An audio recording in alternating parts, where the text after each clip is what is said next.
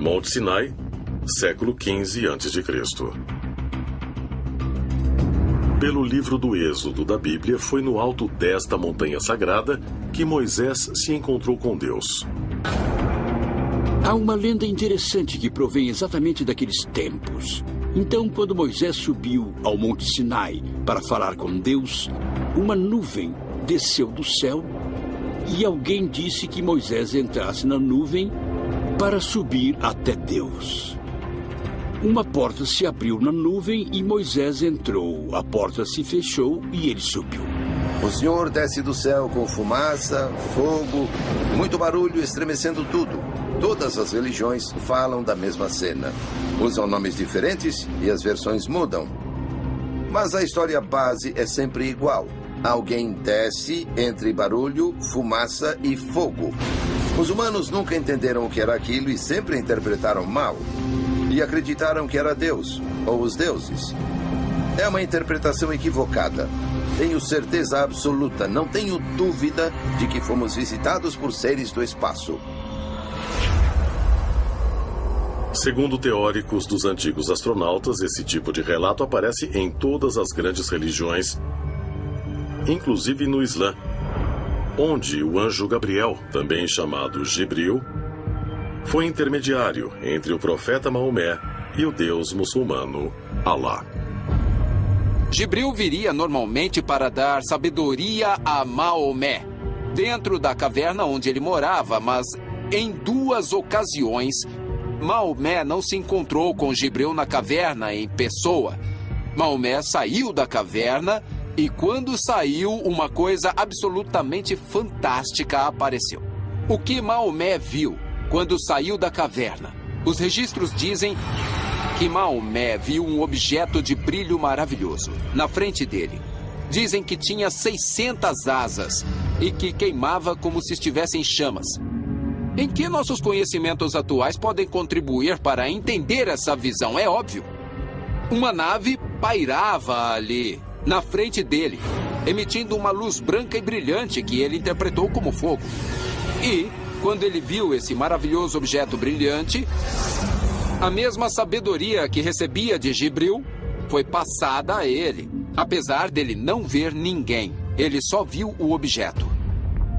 Será possível que as histórias de deuses e anjos descendo dos céus não sejam eventos divinos, mas visitações extraterrestres? E se for assim, estarão mesmo dirigindo o nosso futuro? Segundo um relato chamado Nicama Poa, publicado em Nahuatl, a linguagem asteca, um camponês chamado Juan Diego estava andando pelo campo quando ouviu uma linda voz cantando do outro lado de uma colina. Diego subiu a colina e teve uma visão angelical. Uma mulher em roupas brancas que brilhava como o sol. Em sua aparição, ela disse: Juan Diego, sou a Virgem Maria e peço que você construa um santuário para mim nesta colina. Juan Diego caiu de joelhos e disse: Senhora, farei exatamente como me pede. Mas, segundo a história, Juan Diego não conseguiu convencer o bispo local de que tinha realmente visto a Virgem Maria. Então ele voltou à colina, onde novamente teve a visão. Ele disse: Senhora, por favor, me dê um sinal, porque ninguém acredita em mim quando digo que a vi. E ela disse: Juan Diego, abra sua manta. E então ele abriu. Aí ela encheu a manta com rosas. Ele levou as rosas ao bispo e o bispo caiu aos pés dele. Mas não foram as rosas que o fizeram crer na história de Diego. É que no meio da manta havia uma figura da Virgem Mãe. O bispo acreditou e construíram a igreja na colina. A manta existe até hoje. E apesar do frágil tecido, sua condição ficou comprovadamente intocada, apesar dos efeitos do tempo. Você pode ir à igreja hoje e ver a manta na parede. Ela não se degradou apesar dos mais de 400 anos ali, apesar de ter havido um incêndio e de ter havido uma explosão que entortou, comprovadamente, uma cruz de ferro. Mas a manta, ao lado da cruz, ficou intacta. Seria a imagem sagrada realmente evidência de uma visita da Virgem Maria? Ou haveria outra explicação sobrenatural? Além de a manta ficar inexplicavelmente intacta por centenas de anos, quem a estudou encontrou outras qualidades inexplicáveis. A mais bizarra está nos olhos da imagem. Com largura de 7 a 8 milímetros, o que se vê dentro dos olhos é um mistério extremamente enigmático. Parece que há pessoas ou personagens na pupila dos olhos. O rosto das pessoas que estavam ali quando a manta foi marcada por Nossa Senhora de Guadalupe em 1531.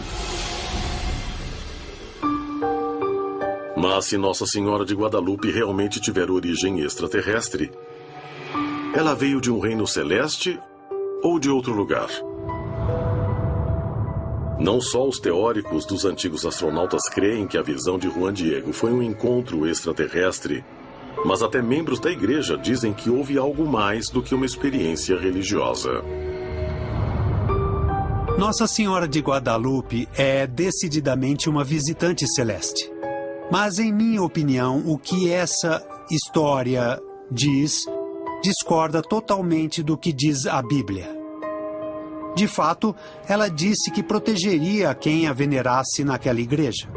Isso significaria endeusar Maria, quando a Bíblia é muito clara.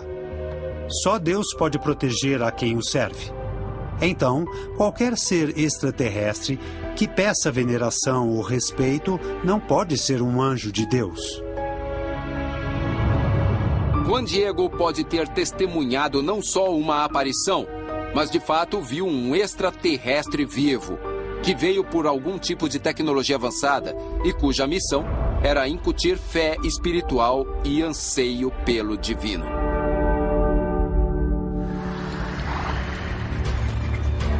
Pode ser que algumas das visões religiosas mais significantes da história tenham sido produzidas, na verdade, por alienígenas em missão secreta. E se for assim, seria um sinal de que alienígenas se interessam por nosso futuro? Talvez a resposta esteja na análise da visão que inspirou uma das mais novas religiões do mundo. Ao se acomodar para dormir, um camponês de 17 anos chamado Joseph Smith começou a dizer suas orações. De repente, sem pré-aviso, uma luz muito forte envolveu seu quarto. E uma figura usando um manto apareceu.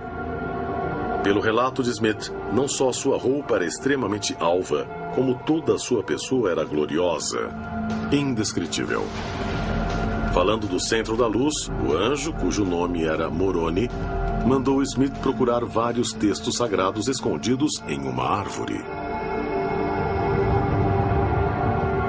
Quando localizou a árvore, Joseph cavou e de fato achou os textos.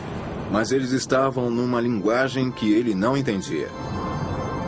Em uma segunda visitação, Moroni disse a Joseph Smith onde ele poderia achar o que ele às vezes chamou de dispositivo, algo que permitiria ler os textos. E Joseph Smith recebeu uma tábua de tradução à luz e perfeição dos judeus, com a qual ele pôde não só escrever esse texto, como também pôde traduzi-lo. Então ele traduziu os textos para o inglês e fez o que veio a ser o Livro do Mórmon.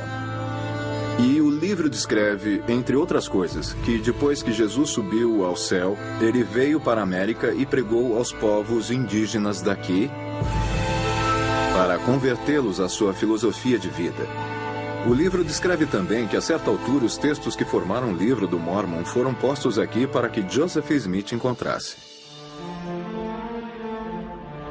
7 anos depois, Smith publicou os textos como parte do Livro de Mórmon, estabelecendo a Igreja de Jesus Cristo dos Santos Últimos Dias, uma denominação com mais de 15 milhões de seguidores hoje. Muitas religiões do mundo foram fundadas com a ajuda de anjos. Seja na representação cristã, na muçulmana ou na budista, a opinião geral é que as aparições são uma maneira dos deuses intervirem na Terra junto aos humanos. Os anjos, quando aparecem em lendas religiosas e mitos, geralmente são mensageiros entre o reino dos deuses e o reino humano. Por toda a Bíblia, há histórias de anjos e demônios aparecendo para a humanidade. De fato, São Paulo manda que você preste atenção com quem conversa, porque às vezes você conversa com anjos sem saber. A Bíblia é muito clara. O anjo pode tomar forma humana e aparecer como ser humano. Mas teóricos dos antigos astronautas sugerem que às vezes essas visões celestes e aparições podem não ser de anjos mandados por um Deus onisciente. E curiosamente o suposto anjo que levou Joseph Smith aos textos sagrados, que se tornariam o Livro de Mormon, não professava sua origem celeste, mas dizia ser de outra parte do universo. Agora, Moroni não disse que era um anjo. Ele disse que tinha vivido na Terra por um longo tempo, mas que estava vindo da constelação das Pleiades. E disse que havia muitos outros como ele.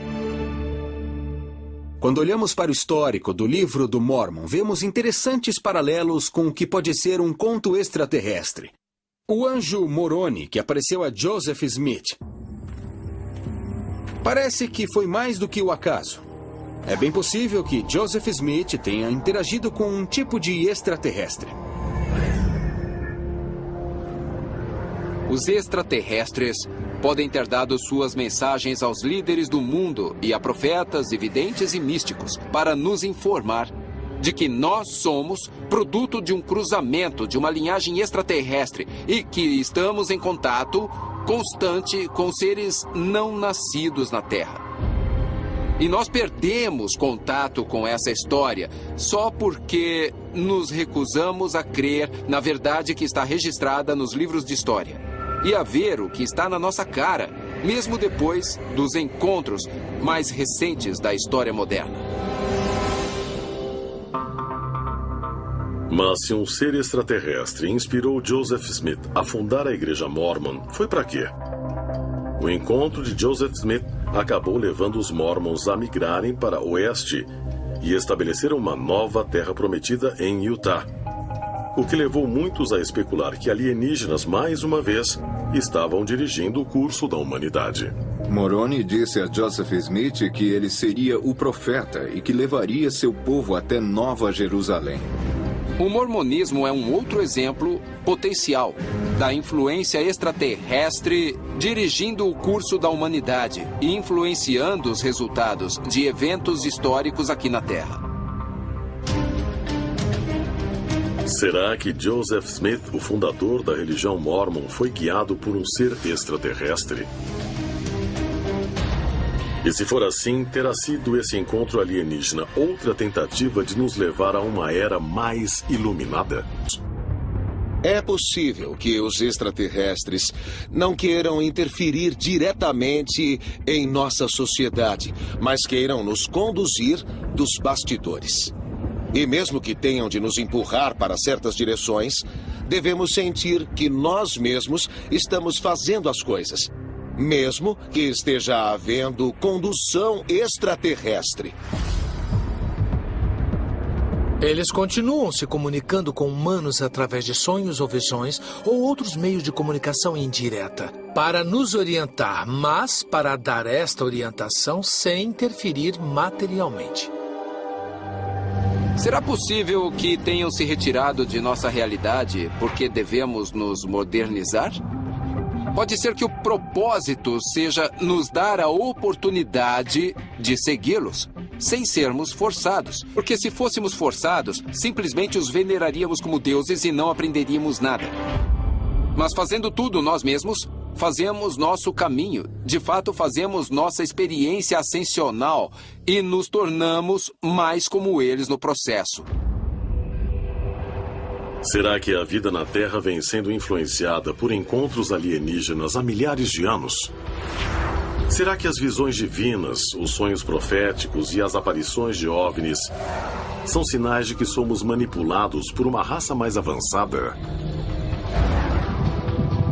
Será que esses encontros não são para que eles nos conheçam, mas para que nós conheçamos a eles? E se for assim, para onde estariam nos conduzindo? Talvez estejamos nos aproximando de nosso destino final e, chegando lá, voltemos a ser reunidos a nossos ancestrais alienígenas.